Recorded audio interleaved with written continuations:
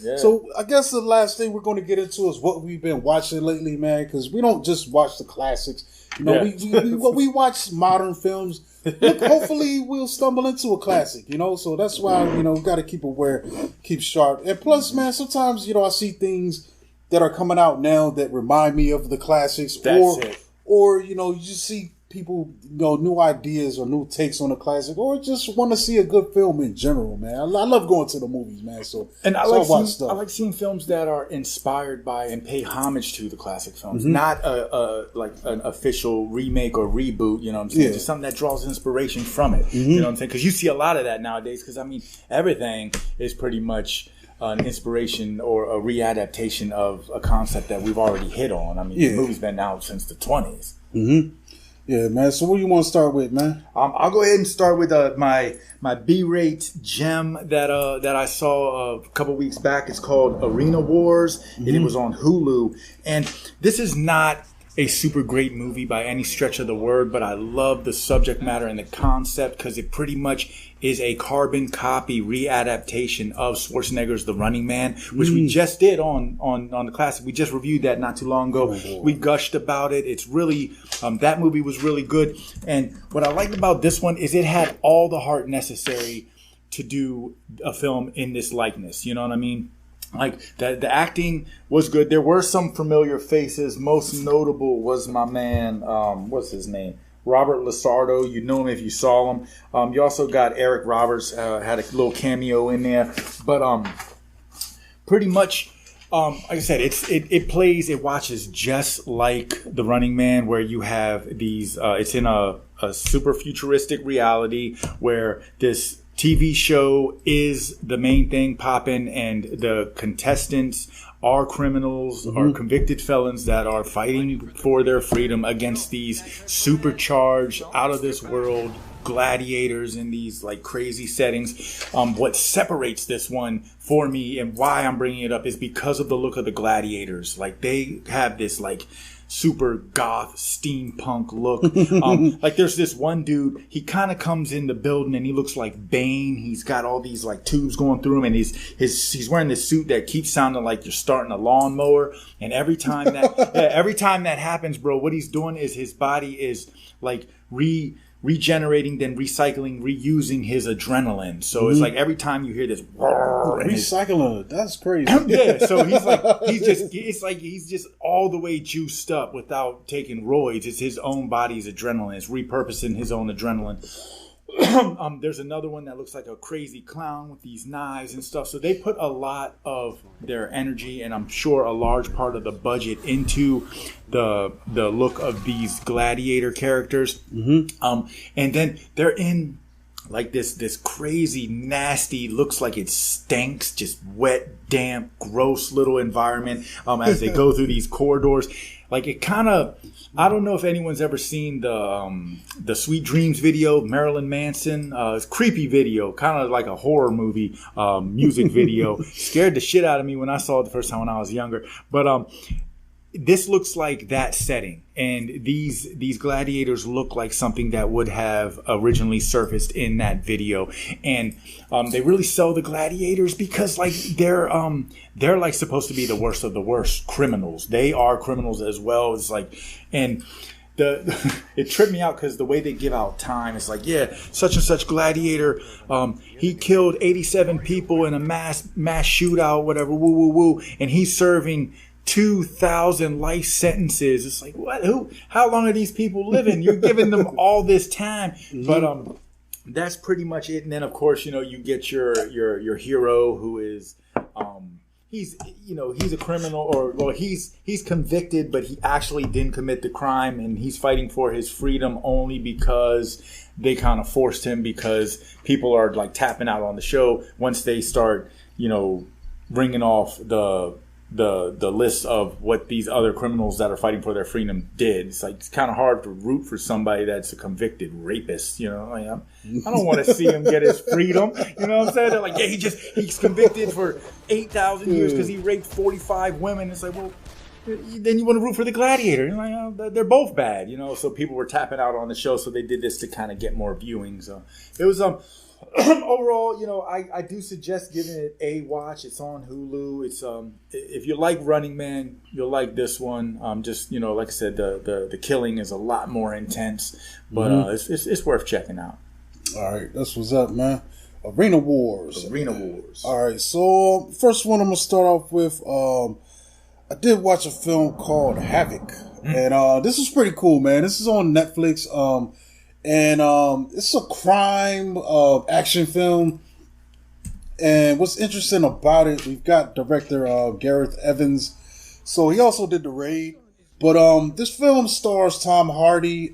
He's after a drug deal gone wrong, a bruised detective must fight his way through the criminal underworld to rescue a politician's estranged son, unraveling a deep web of corruption and conspiracy that ensnares his entire city. So this film stars Tom Hardy. We've also got Timothy Oliphant in this thing, man.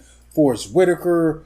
Let me see. My man Luis Guzman pops up in this thing, man. There's a few people. Richard Harrington. But most of our people are also going to be stunt people, man. So you might recognize them from other films. Jesse May Lee.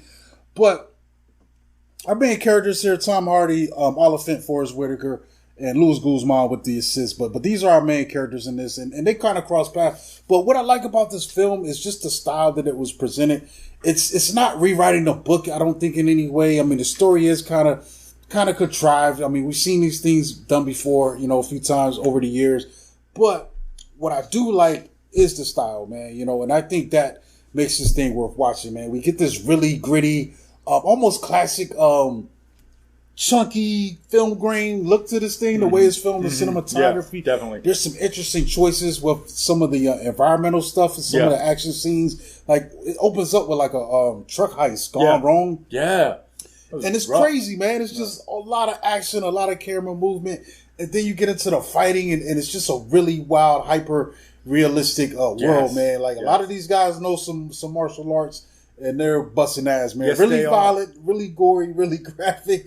I mean, it is a bit tropey, too, with the cops and robbers kind of stuff that's taking place in the background. But I think it has enough pop to be an entertaining ride, man. Especially with characters like Timothy Oliphant, Vincent Crowley in this film, running around causing havoc.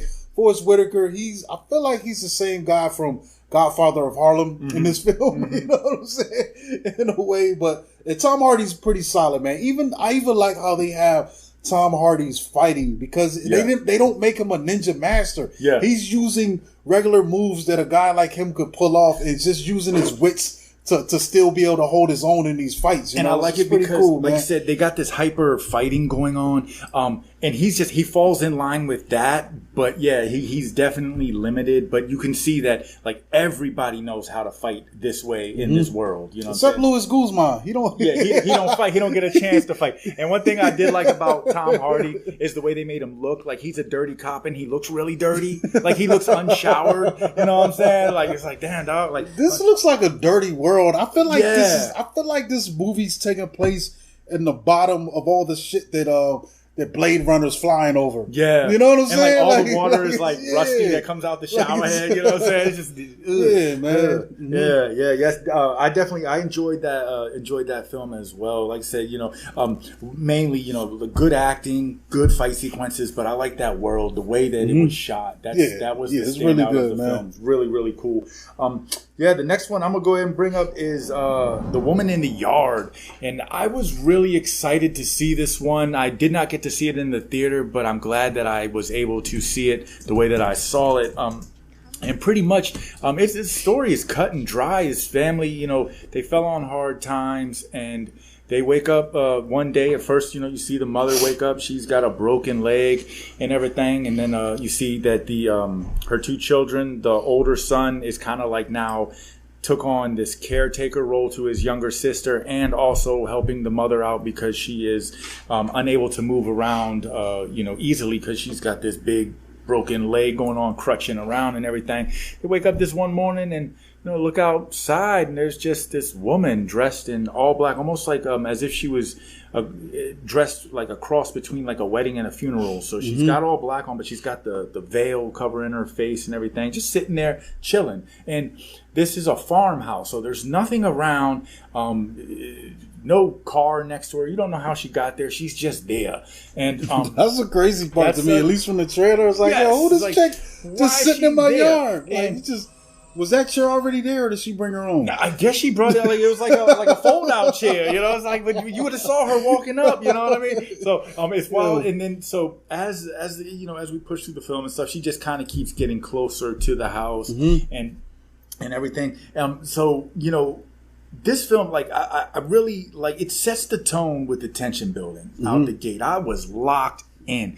And, the first 70% of the film was really, really good to me. It was very well acted, too. Like, you get, it's no high-profile names or no one that I recognize from other films.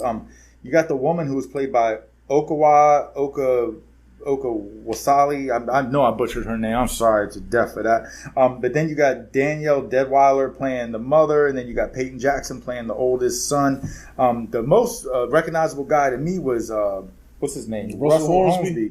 You know what I'm saying? That's Big Meech and them daddy. Yeah, exactly. And then the young sister was played by Estella Kahaya. But that's it. That's all we get from the cast. But yeah, so like I said, I mean, it was acted really well, high energy. They were really selling their character arcs, and the film was really, really good. Had a very strong concept, but what fell apart for me was the end, the way it was executed at the end, the way everything kind of came full circle. I saw it coming, and that kind of made it underwhelming to me because it lightened the blow for me. You know what I'm saying? But it was brought to the light, and the build-up is what really worked for me. I do suggest anyone who hasn't seen the film, go ahead and check it out, because one thing it really did remind me of is I saw this YouTube short film. It was a few years ago, actually. It was called Don't Look Away, and pretty much same concept. There was this brother and this sister in this house, and they're looking in the yard. There's this figure in the yard, and anytime you look away from it, it gets closer, ultimately finding its way all the way into the house. And then the dad bursts in, and the dad's like, man, don't look away. I've been looking at him, for like 2 days kind of thing. And I got stuff to do, though. Like, that's what I'm saying. It's like, who can sit and stare at something that ain't supposed to be there in the first place? You know what I'm saying? It's like, shit. What if you got to take a dump? Or you got yeah. Or like imagine calling off work. You're like, sorry, I can't come into work today. I got to stare at this figure in my front yard. That's wild. But it was a really cool short movie. It's called Don't Look Away on YouTube. Check that out. But I feel like that, this film, drew inspiration from movies like that. So it was cool. I enjoyed the watch. I just was kind of unsatisfied with the way the ending was executed. The way it wrapped up. Yeah. But strong subject matter, though, and it does come with a disclaimer. So it does hit on a heavy note that is realistic when you take out the supernatural element. So it's definitely worth checking out. All right. That's what's up, man. What else I got here, man? So I want to talk about The Monkey. Yeah, I think we reviewed this a little while ago, me and Courtney, but we didn't talk about it on here yet, man. I don't think. And yeah, that's a great film, man. It is a great film. Like I'm glad you brought it up. Like, the premise is crazy. I think this is Oscar Good Perkins' best film, man. I hated Long Legs, bro. I did not like that, but this thing, I think it ain't that bad. I didn't like that movie, man. This I think redeems him for me as a director. It's a crazy premise, man. This family becomes haunted by this toy monkey, and it's the interesting about this toy monkey. Anytime you activate it, you wind it up, starts playing the drums. Anytime it plays the drums, somebody's going to die in a Final Destination kind of way. Yes. A random person. Yes. And it's cool because what's interesting enough, I thought was really good too, is our main guy here, the actor in this, he's playing two people. He's pulling a Sinners type performance in this film. So he's playing both of these brothers, and both of these brothers react totally different to this monkey. One of them kind of sees this monkey as something that he can use and manipulate. Played by Theo James. He plays both of the brothers in this film.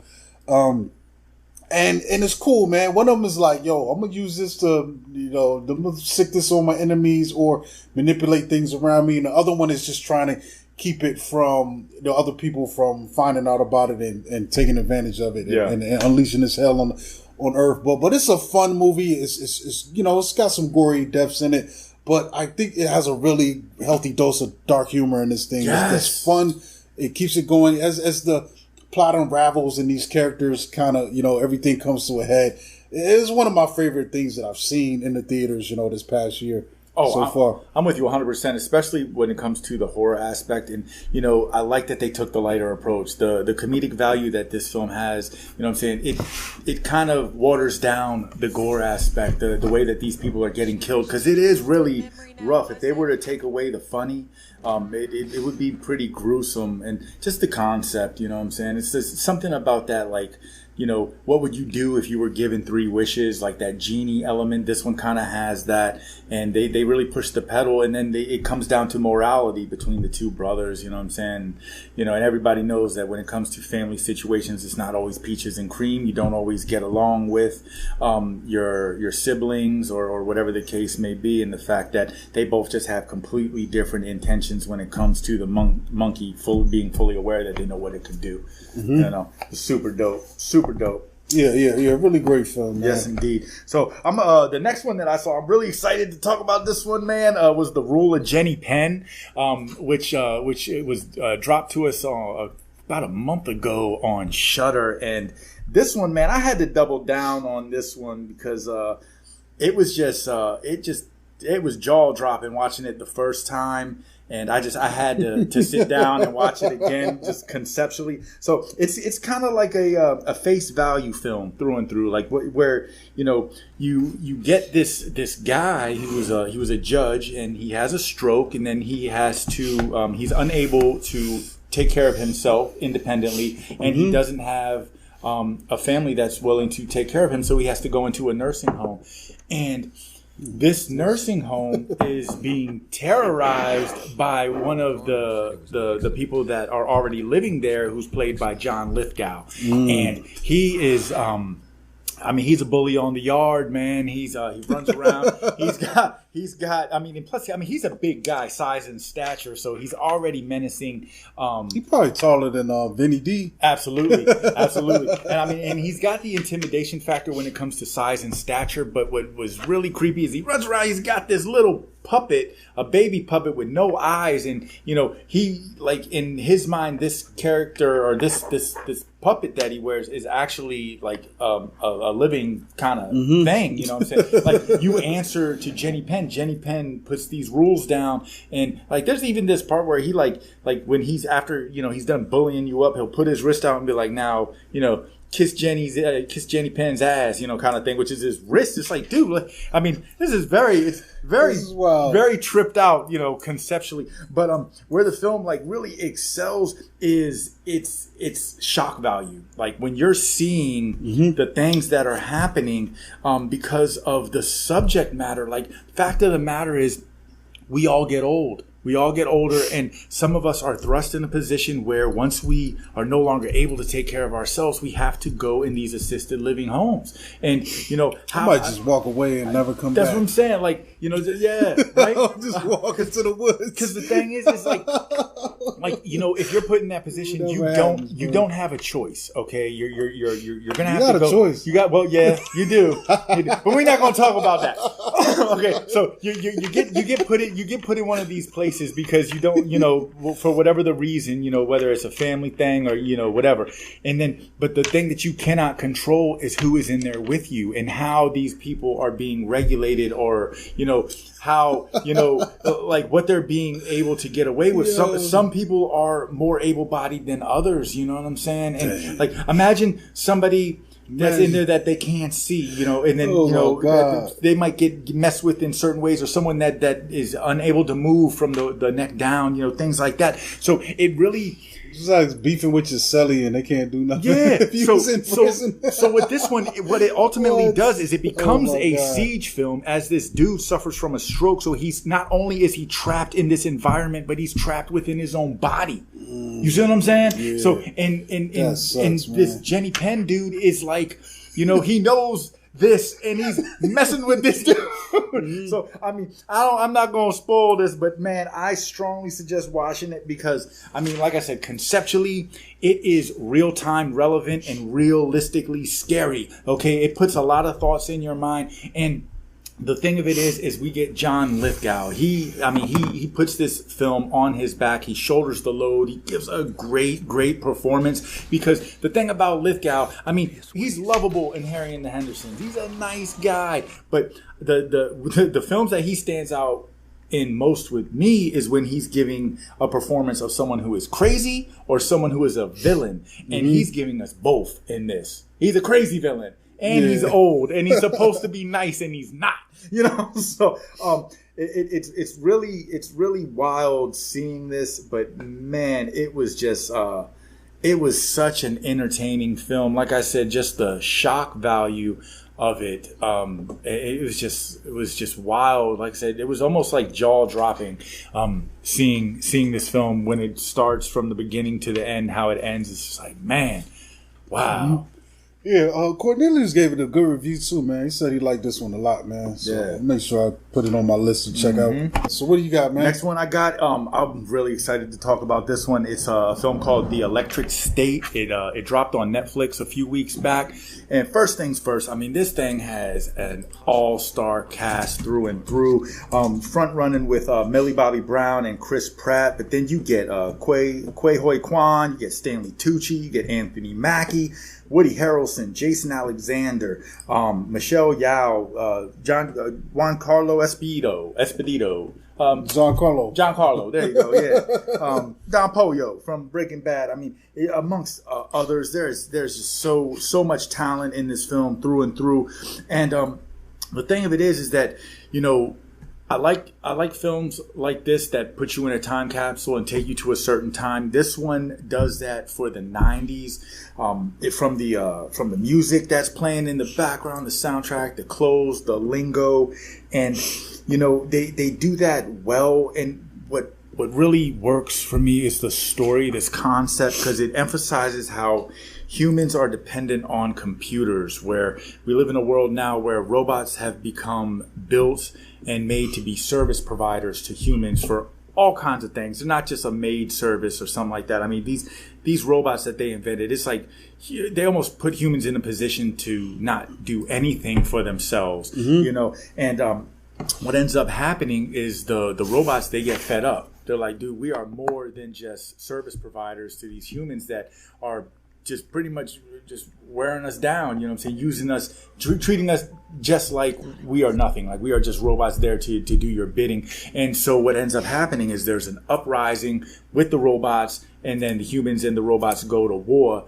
And at first the robots are winning because, of course, they are, I mean, with humans being so dependent on their services and these robots being built to, be better than humans, pretty much. Almost like the same what you get from Terminator, you know what I'm saying? And what ends up happening is then the way the humans can fight back is, the humans come up with this almost like a virtual reality type looking machine where you put this thing on your head and then you can control a robot. You know what I'm saying? Like Pacific Rim, in a sense.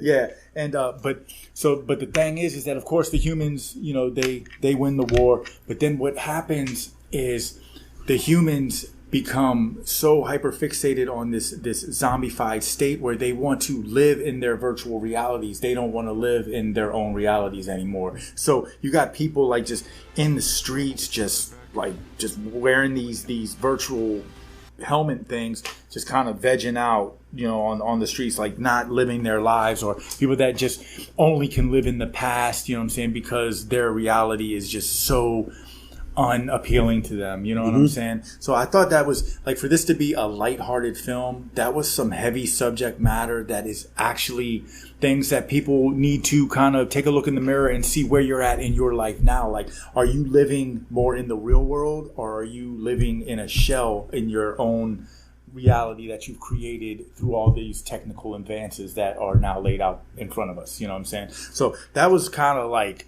really cool to see that being given and delivered in this film in a PG-13 family style film that is just oversaturated with jokes and lightheartedness and great acting.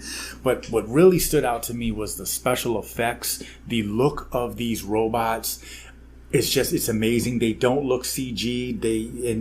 What really brings all of these robots to life is they're all individualized with their own personalities. You can tell that these robots in this world, they do have feelings. You know what I'm saying? They do have an emotional compass, and like they might not feel pain, but they know what it is to die. You know what I'm saying? When their circuits are, no longer working, when their bulb runs out, so to speak. And that like kind of hits a heavy note and tugs on the heartstrings as you start to get an emotional attachment to some of these robots. And it's like, man, you don't want to see things happen.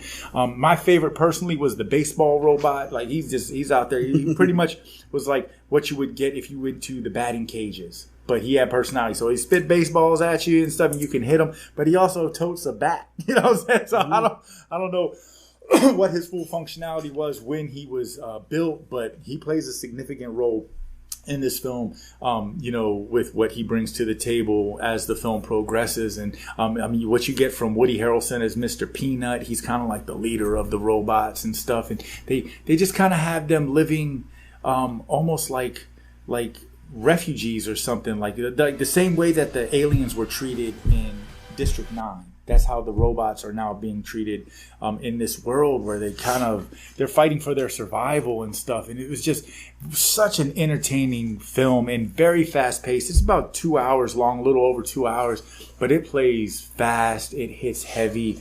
Very, very entertaining. Probably one of the better Netflix films I've seen this year. I mean, this one running parallel almost with Havoc. You know what I'm saying? And maybe could take the lead depending on what kind of subject matter you're really into. Next one I'm gonna get into is a film called Freaky Tales, and I can't really describe this film, man. I will say it is a little bit. It's kind of a mishmash, man. Like my best description of it. You ever watched Heavy Metal? Yes. So imagine Heavy Metal, right? And instead of this little green energy being an entity that's evil, it's one that's helpful. And then you set this thing in 1987 Oakland. I think that's what you would get. You would get Freaky Tales, man. Yeah. And it's wild. So this story is about I think it's about 4 individual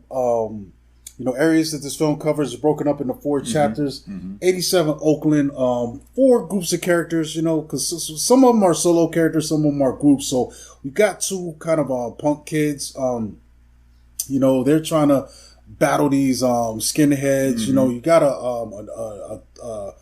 a debt collector who's trying to retire. You got 2 aspiring rappers. And you've also got a basketball player, NBA star for the Warriors. Yeah, for the Warriors. For the Golden State Warriors. Yeah, playing with Chris Mullin. Yeah, man. So what surprised me about this was the presentation of this thing. Yeah. It has a real retro feel. At times, you look like you're looking at old grainy videotape, like an old VCR tape.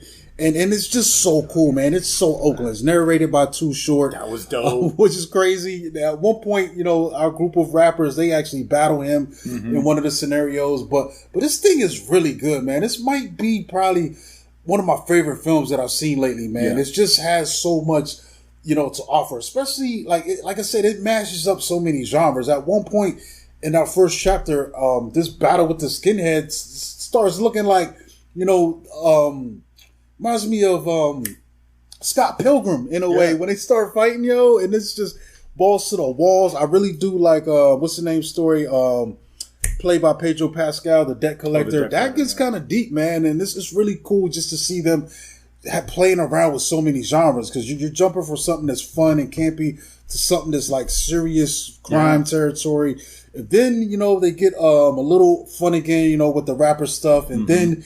Sleepy Floyd is just on a whole nother level. That was my favorite. That feels like a scene out of Havoc, in a way, So this thing was a really great mashup of talent, just the genre, experiment with the film, the cinematography, the music. Everything was just such a high level in this, man. It's so great, dude. And you know what I really liked about it is it hits like an anthology where like it's broken down in chapters, but even though you're getting these individual stories about what's going on at this time in Oakland, it's all interconnected. Like you see, as the film progresses, our characters are crossing paths with each other in one way or another, whether it's a phone call, whether it's sitting at the diner, whether it's, finding out who the big bad is and how they're connected with other people that are doing, bad things. That's really cool because, when it comes to anthology films, that is the main ingredient to me is why are all these stories being connected? Why are they being told in the first place? And how are they connected to each other? And this one really does that.